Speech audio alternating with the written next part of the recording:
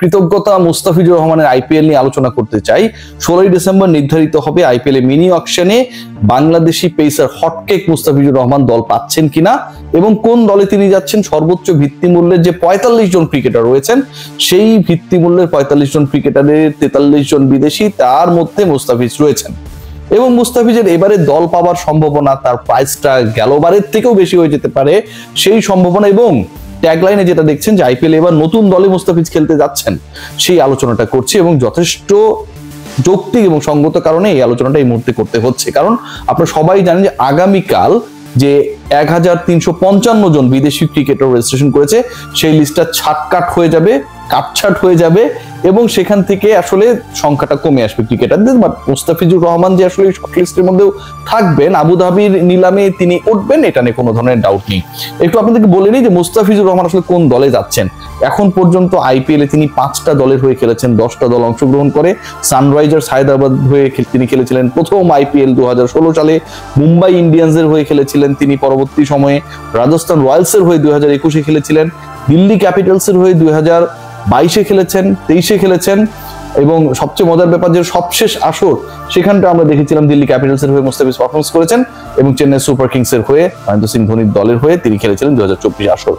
অর্থাৎ এই যে আমি দলগুলোর কথা বললাম, হায়দ্রাবাদ, মুম্বাই, রাজস্থান, দিল্লি, চেন্নাই, এর বাইরে একটা দল মুস্তাফিজের ব্যাপারে প্রবল আগ্রহী হয়ে ওঠার সম্ভাবনা রয়েছে এবং সেই ডিসকাশনটা নিয়ে আসলে এবারে আলোচনা হোয়াট অ্যাবাউট সাকিব আল হাসান, সেই আলোচনায় হয়তো আসার চেষ্টা করব শর্টকাটে আলোচনাটা যদি শেষ করতে পারি।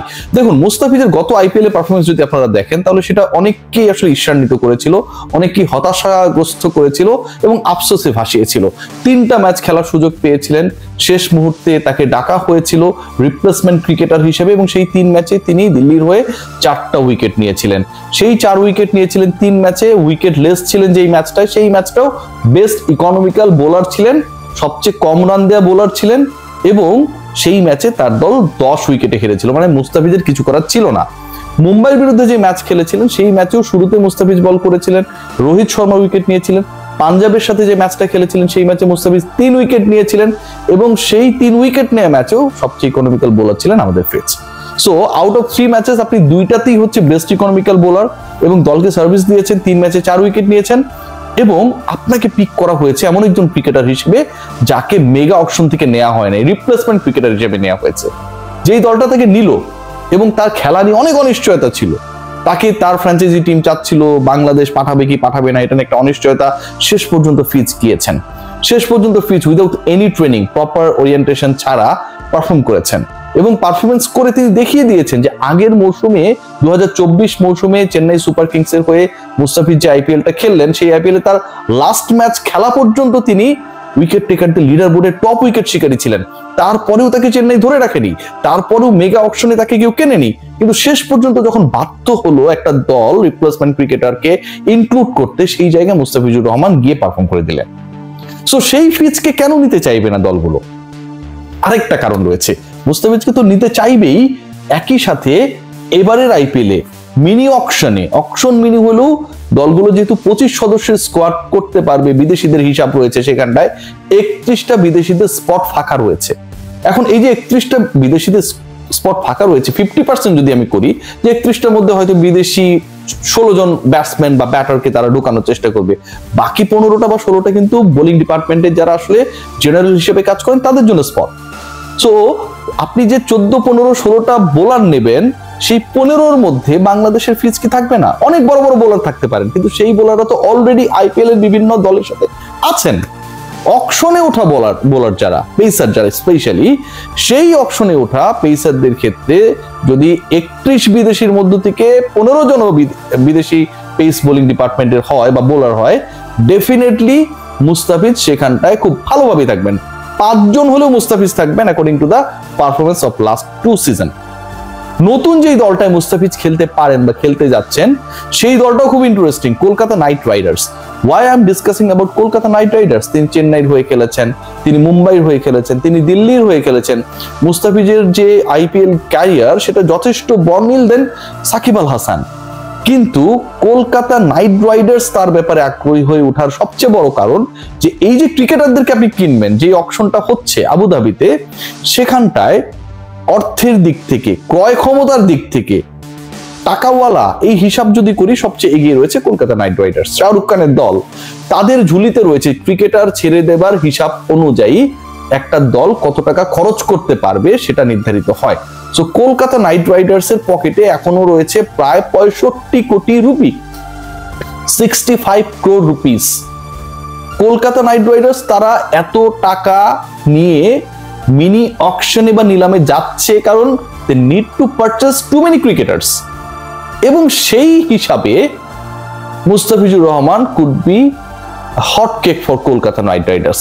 পারফরমেন্স, বাঙালি, কলকাতা, সোশ্যাল মিডিয়া কানেকশন সব মিলিয়ে এবং কলকাতার অর্থ খরচ করার ক্ষমতা, মুস্তাফিজের সম্ভাব্য নেক্সট টিম হতে যাচ্ছে কলকাতা নাইট রাইডার্স। এবং সেই দলের হয়ে মুস্তাফিজ যদি খেলেন বা দল পান, সেক্ষেত্রে মুস্তাফিজের প্রাইসটা গেলবার তিনি 6 কোটি রুপি, 8 কোটি বাংলা টাকা, যেটা আইপিএল ইতিহাসে কোনো বাংলাদেশি ক্রিকেটারের রেকর্ড মূল্য ছিল, সেটাকেও ছাড়িয়ে যেতে পারেন। 27 কোটি রুপিতে ঋষভ পন্ট বিক্রি হয়েছিলেন। আমরা মিচেল স্টার্ককে দেখেছিলাম 24 কোটি 50 লাখ বা এরকম একটা ফিগারে তিনি বিক্রি হয়েছিলেন। সো ওয়াই নট মুস্তাফিজ 6-7 কোটি রুপি পাবেন, এটা নিয়ে খুব বেশি টেনশন হওয়ার আমি কোনো কারণ দেখি না। এর পেছনে আরো একটা বড় যুক্তি রয়েছে, যেহেতু আইপিএল হবে আফটার দ্য টি20 ওয়ার্ল্ড কাপ, মুস্তাফিজের খেলা নিয়ে, এনওসি নিয়ে আমার মনে হয় যে নাটক বা নাটঙ্কিটা করে বাংলাদেশ ক্রিকেট বোর্ড, সেটা এবার আর হবে না, বা হইলেও আসলে ওই লেভেলে হবে না। তাকে ছেড়েই দেওয়া হবে যে যা বাবা আইপিএলটা খেলে, যেমন রিশাদকে বিগ ব্যাশে খেলার জন্য অনুমতি দেওয়া হয়েছে rather than playing in the BPL.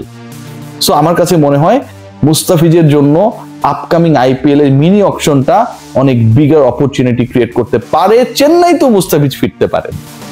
Chennai Super Kings যেই দলটাকে ধরে রাখেনি, যেই দলের হয়ে তিনি পারফরমেন্স করেছিলেন, অভিষেক ম্যাচে ম্যান অফ দ্য ম্যাচ হয়েছিলেন, প্রথম ম্যাচটায় তিনি রয়্যাল চ্যালেঞ্জার্স ব্যাঙ্গালুরুকে ঘুরিয়ে দিয়েছিলেন, দলকে জিতিয়েছিলেন, সেই চেন্নাই সুপার কিংস এর হয়ে ম্যাচ লাস্ট যেটা খেলেছিলেন সেই পর্যন্ত তিনি পুরো আইপিএল এর টপ ছিলেন উইকেট টেকারদের লিডার বোর্ডে, তাকে ধরে রাখা হয় নাই। এবং পরবর্তী সময়ে যখন তাকে রিপ্লেসমেন্ট ক্রিকেটার হিসেবে খেলানো হয়, তিনি অসাধারণ পারফরমেন্স করেছেন। চেন্নাই কেন তাকে দলে ফেরাতে পারে? কারণ কলকাতার পরেই সবচেয়ে ক্রয় ক্ষমতায় এগিয়ে থাকা দল হচ্ছে Chennai Super Kings. Almost 44 crore rupees they have. 44 কোটি রুপি নিয়ে মিনি অকশনে নামবে চেন্নাই সুপার কিংস। 44 কোটি rupee it's a big amount. মুস্তাফিজের ভিত্তি মূল্য 2 কোটি রুপি। আপনি যদি ভিত্তি মূল্য কেনার জন্য চেষ্টা করেন, সেক্ষেত্রেও আপনার আরো 42 কোটি রুপি থাকবে। কলকাতা যদি মুস্তাফিজকে ভিত্তি মূল্যও কেনার চেষ্টা করে, তারপরেও তাদের রেস্ট অফ দ্য মানির যে অ্যামাউন্টটা থাকবে সেটা হচ্ছে 63 কোটি রুপি। সো আমি মনে করি there is a big possibility for Mustafiz to be purchased by either Kolkata Knight Riders, which will be his new team, or his previous team Chennai Super Kings। এই দুই দলের আরেকটা প্লাস পয়েন্টের জায়গা রয়েছে। দেখুন, হোম টিম হিসেবে যখন আপনি ইডেন গার্ডেন্সে ম্যাচ খেলবেন আর আপনি চিপকে খেলবেন, তখন কিন্তু সেখানকার হোম অ্যাডভান্টেজ কাজে লাগানোর একটা ব্যাপার থাকে। কলকাতার উইকেট বা চিপকের উইকেটের মধ্যে একটা সিমিলারিটি পাবেন, স্লো অ্যান্ড লো, অনেকটা মিরপুরের মতো, এবং চিপকের উইকেটেই কিন্তু আলটিমেটলি মুস্তাফিজুর রহমান সাকসেসফুল ছিলেন, আমরা দেখেছি সেটা। So definitely you need someone at least after 50% matches যেটা আপনি হোমে খেলবেন, সেখানটায় প্রপার সার্ভিসটা দেবে। মুস্তাফিজ ছাড়া কলকাতা বা চেন্নাই তাদের পেস ইউনিটে এত বেটার অপশন আর কেউ আছে আমার তো মনে হয় না। Good luck for Mustafiz. Let's see what happens.